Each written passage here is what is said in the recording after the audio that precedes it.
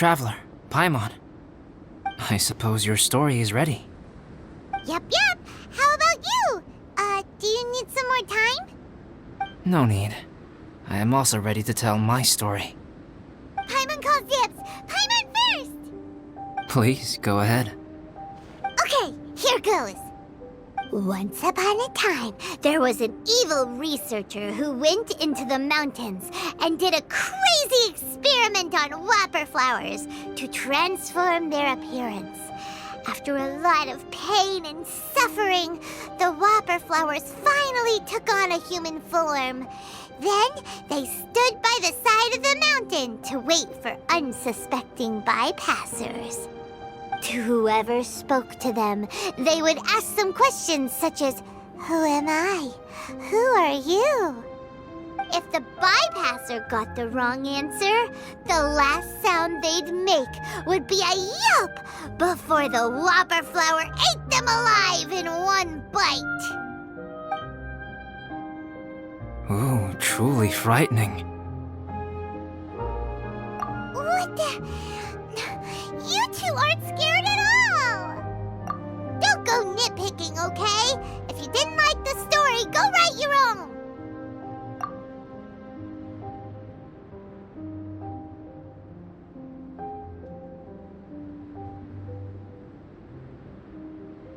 In other words, the whopper flowers would ambush and then completely replace their victims.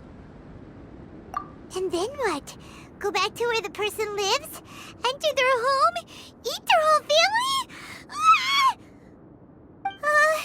Paimon made up this story, but now Paimon's the one who's scared by it. It's a good story. Oh, may I write it down? I may bring it up in future conversations. What for? Just to scare people with? Yes. You've got a real mean streak, Albedo. Mine is a little longer than yours. It starts with an alchemist. A great alchemist once created Subject 1. Subject 1 was her proudest achievement, and successfully blended into human society. No one ever would have thought that this friend of theirs was in fact a synthetic human. However, unbeknownst to Subject 1, the alchemist had tried the same experiment many times before he had come into being. Some of the rejects from failed experiments had been discarded, but had not died. Subject 2 was one such failed experiment. He was swallowed by a great dragon that came to rest upon a snow-swept mountain. Many years later, he was resurrected by the dragon's mysterious power. He saw all kinds of people on the mountain, including Subject 1, who had somehow miraculously blended in among them. Never in Subject 2's wildest imagination had he thought it possible for experimental life forms such as they to deceive everyone so successfully. He saw the way humans accepted Subject 1 as a friend, witnessed their affection as they addressed him by name. This was what Subject 2 wanted. Now, all that Subject 2 desired was to replace Subject 1 and take the joy of his existence for himself. This is giving Paimon the chills. So scary. Subject 2 began to unfold his plan.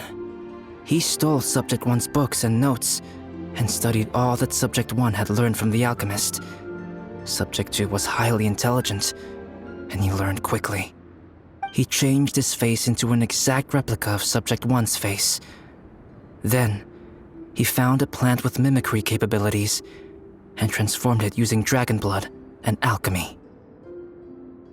And so, not only did Subject 2 transform his own appearance to perfectly match that of Subject 1, he also created a third entity, Subject 3. What? There's 3 of them now? But Subject 2 wanted to become a perfected human. So, he erased a mark on both his and Subject 3's necks, for these marks were symbols of imperfection.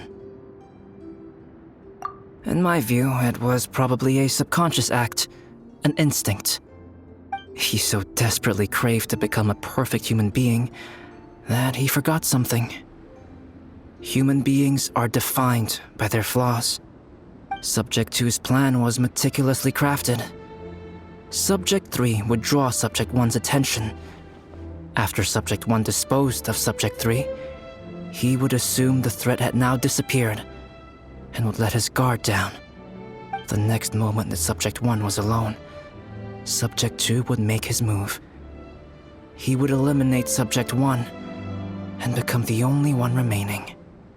He would secretly replace the Subject 1 of everyone's memories and inherit his identity, residence, clothing, sword, name, and friends. People would have no idea that the individual they knew had become somebody else from one day to the next. This is way too scary. Paimon's never gonna be able to trust anyone again. But just before Subject 2 could carry out his plan, a unique stranger entered the mix. Subject 2 tried to make contact with this person, but found that they could somehow sense he was different from Subject 1. What's wrong? Are you scared? What happened then? What happened to the stranger? He became a new stage in Subject 2's plan. One more person that Subject 2 had to dispose of. It's as if there were 3 identical roses in a garden. Only one of the 3 was a fine specimen, while the other 2 were defective specimens that bore poisonous thorns. In all the world, only the gardener who tended to them could tell which was the good specimen. People do not like poisonous plants. Only a perfect rose can fetch a high price. If the inferior specimens wanted to conceal the fact of their worthlessness, they would have to take the gardener out of the picture, using their poisonous thorns. This is exactly what Subject 2 was thinking. So, he hid in the shadows and waited patiently. Maybe soon, he would get his chance to become truly human.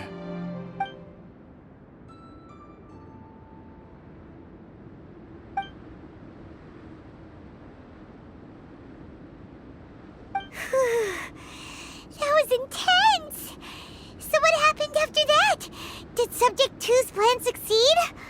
Paimon can't bear thinking about it. Fortunately, it is just a story. And even in this story, Subject 2 did not succeed.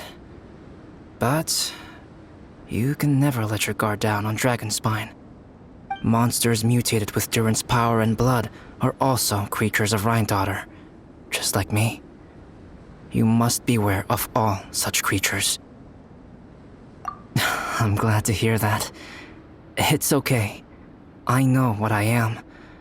You and I are both different, so there is no need for me to hide the truth from you.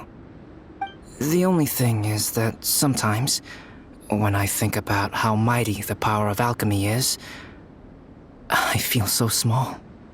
As beings who set foot in this world, how arrogant are we in desiring to control our destiny and in desiring to create?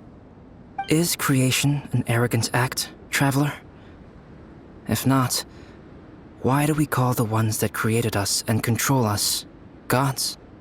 If it is, then what qualifies us to call ourselves creators? How far must we take our reverence and respect, and what purpose does it serve? Nothing special, but whenever I think about it, I feel a twinge of grief. Poor Albedo. Hello? Traveler, are you here? Hey, is that Amber? Thought we might find you here. We're here to deliver a message from Cyrus. There's gonna be a big event down at the base camp, and they want you there too, Traveler. Winter camp is nearing its end. Apparently, even provisional instructors are required to attend. Looks like we need to go, Albedo. Bye for now. Then I won't keep you. I have some things to attend to here, so forgive me for not seeing you down. Don't worry about it. There have been no issues getting up and down the mountain recently. Is everyone ready? Let's not keep them waiting.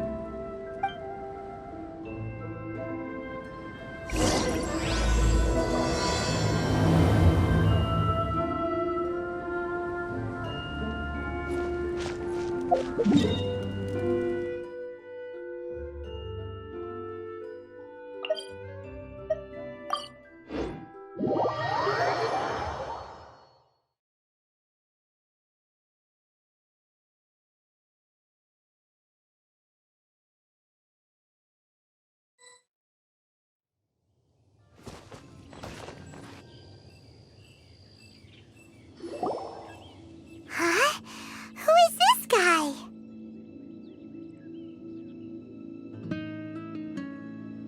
Allow me to introduce Yozerf. He's Joel's father. Dad, this is that traveler I was telling you about.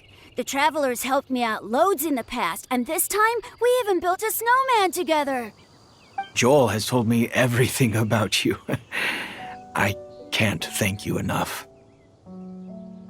Wow, this is amazing!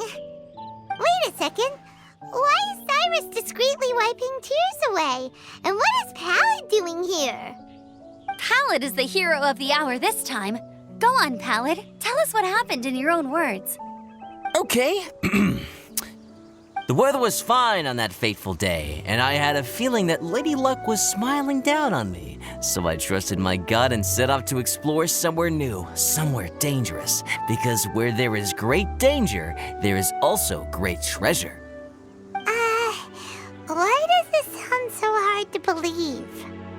But I had only been away from the group for a short while when I fell down a slope and just started rolling. Uh-oh. Did my bad luck rub off on him when we ran into each other on the mountain? The place I fell to was somewhere I didn't recognize, and I'd sustained a few injuries. I remember thinking to myself, this is the worst luck I've ever had in my whole life.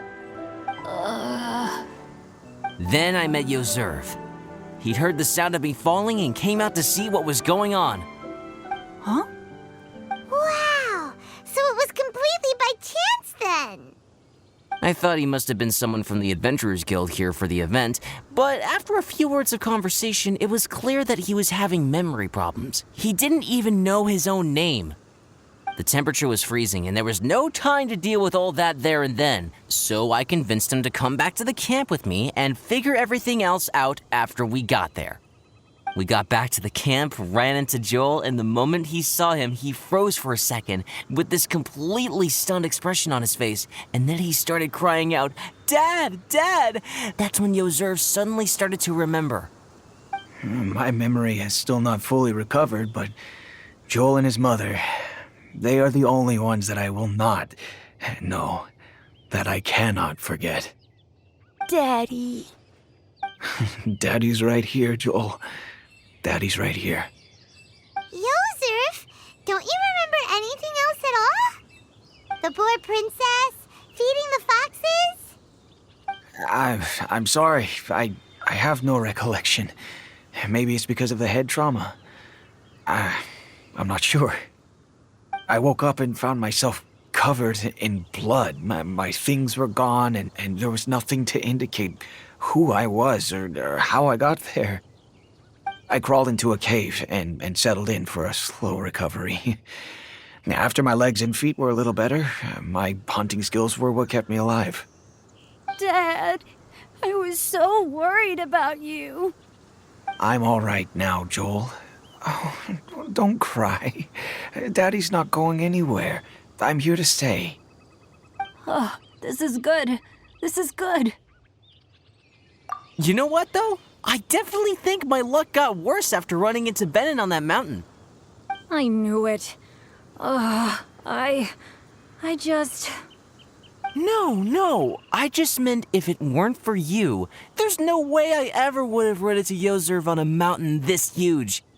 Besides, we got back safely, didn't we? So don't blame yourself. Maybe sometimes miracles can only happen when you get just unlucky enough. Pallid. When did you become such a smooth talker, huh? Huh? Am I? I was just telling the truth. Oh, yeah. I want to say thank you to the Traveler, Uncle Cyrus, Auntie Eula, and Auntie Amber. Thanks, everyone. You all helped look after me, and I will always remember it. But I guess I can't take the snowman with me, or it'll melt once it leaves Dragonspine. It's such a shame. Oh, I can help with that. One moment.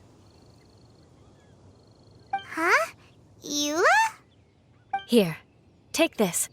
It's powdered rime. Just add it to your snowman, and it will never melt. Wow! Really? Oh, this is awesome! You're the best, Auntie Eula! Dad, I have an unmeltable snowman now! How cool is that? How can I ever repay you all? Thank you all. Thank you from the bottom of my heart. Dad, I want to go move the snowman. Can we do it now, please? Okay, I'll be leaving with Joel now. I'm sure I'll see you all another day. Very well, very well. It's time for Pallet and I to have another discussion concerning his breaches of adventurer discipline. Huh? But Cyrus, I think I kind of made up for my mistakes this time, you know? See you guys! Oh, I made this for you and Amber. Think of it as a winter souvenir. Are you sure? This must be really important to you. Come on now, just take it. No need to make such a fuss. Wow! Now our snowman won't melt either! Great! You're welcome. Just keep it. That's all I ask. Amber and I have some business to attend to now. See you later. See you! Everyone's gone. Seems like they've all got their own stuff to do now. Oh! You know what? We've been on Dragonspine all this time, and somehow Paimon still forgot to ask Albedo about how to make a fruit juicifier machine that could keep the juice fresh. Maybe we should try Timaeus again. He does seem pretty eager to please after all.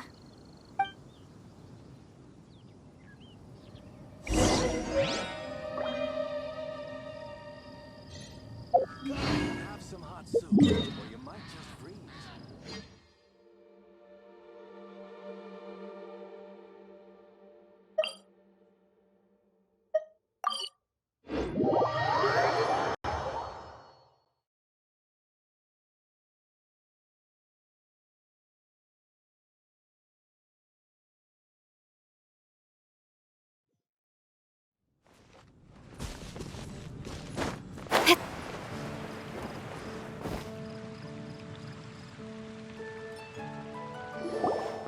Timaeus! Traveler and Paimon, what can I do for you? Wait a minute. You've got that mischievous look on your face. Oh, you're not still thinking about that ridiculous juicer thing, are you? Timaeus, will you help us?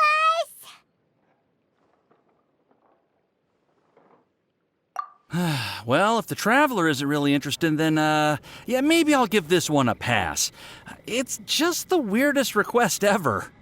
No, but Paimon's Sunsettias are gonna go to waste without it. And the time it would take me to research something like that, I could probably pick those Sunsettias again 10 times over. New research project, Timaeus? We meet again. Oh, Albedo, thank goodness. So the situation is, Paimon wants a machine that can turn fruit into juice and keep the juice fresh. I mean, surely it's... Majorly important, that's what it is. If you can manage to invent this, we'll never have to worry about fruit going bad ever again. That's impossible.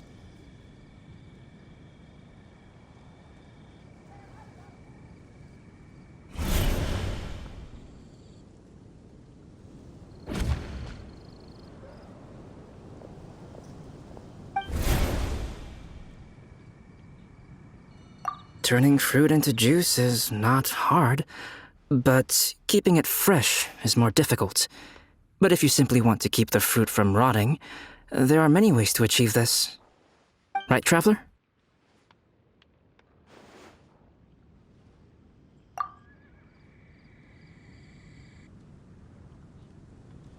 What about his neck?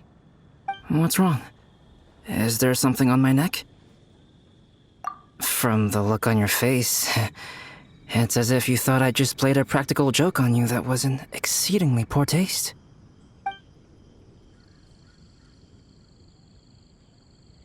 Albedo, you were saying, how do you stop fruit from going bad? Well, one way would be to bury your fruit on Dragonspine, where the snow never melts all year round. But then Paimon won't be able to eat them! You could always live on Dragonspine. No, too cold for Paimon. Or you can give the fruit to me, and I would take it to Dragonspine for you.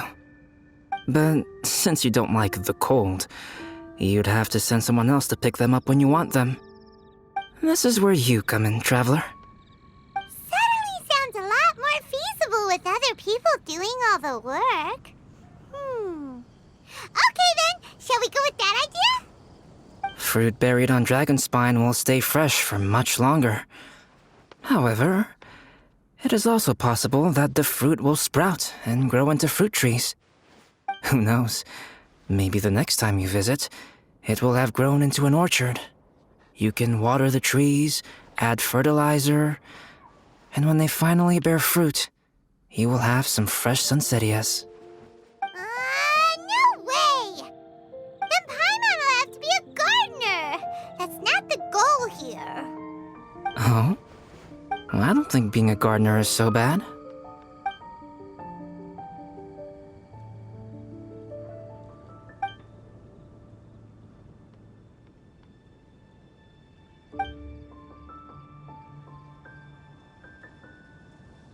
Albedo! Stop trying to get your hands on Paimon's super sweet Sensitias! It bothers you, does it? Of course it bothers Paimon! They are the rarest, super-duper sweetest Sensitias ever! And they're not for you! Okay, but they're just Sensettias. I think you're only so attached to them because you don't have much fruit of this quality in your possession.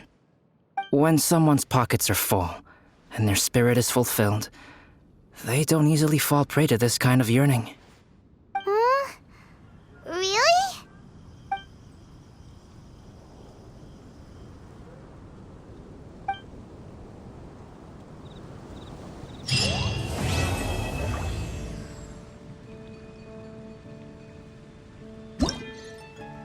The neighboring nation.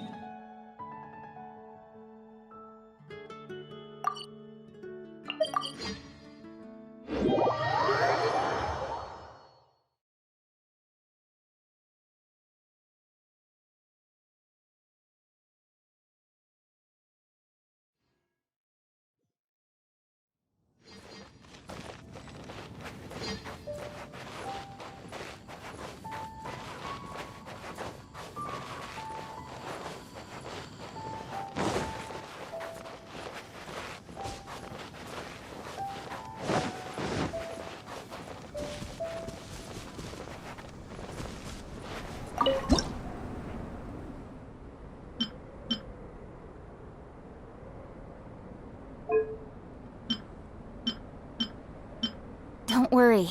Snowfall on this scale is no impediment. We can keep moving.